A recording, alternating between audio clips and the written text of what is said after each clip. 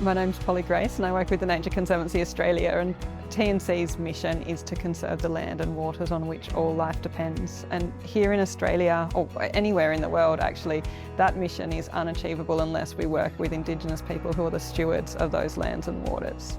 For TNC, supporting the Indigenous Carbon Industry Network to host this event is incredibly important because the Indigenous carbon industry that exists with the savanna fire management and expanding into new methods is transforming Indigenous conservation management in Northern Australia. It's an opportunity to move beyond the savanna space, to move the Indigenous carbon industry beyond North Australia into other areas. And it's really a generational opportunity for Indigenous people to expand their economic opportunities in a sustainable way. In Australia, Indigenous people have rights and interests over 66% of the Australian coastline and over 58% of the land mass. This means that they have not only the right to operate carbon projects, but also a veto right in relation to carbon projects. They're not just a stakeholder, they are the primary stakeholder when it comes to carbon and environmental market projects.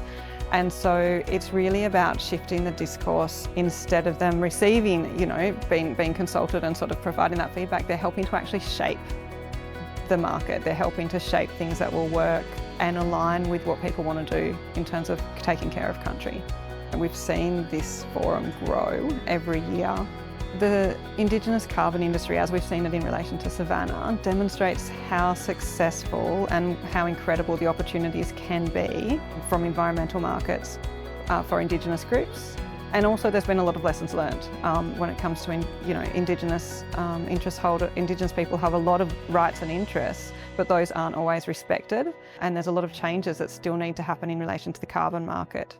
The nature repair market's starting to emerge, and it does have stronger protections for Indigenous people, but it's also incredibly important that the Indigenous people are supported to engage in an informed way in these opportunities, that they aren't just recipients of sort of trickle-down benefits, but are actually the leaders and having the opportunity to shape the market in a way that will work best for them and work best for their country and land management.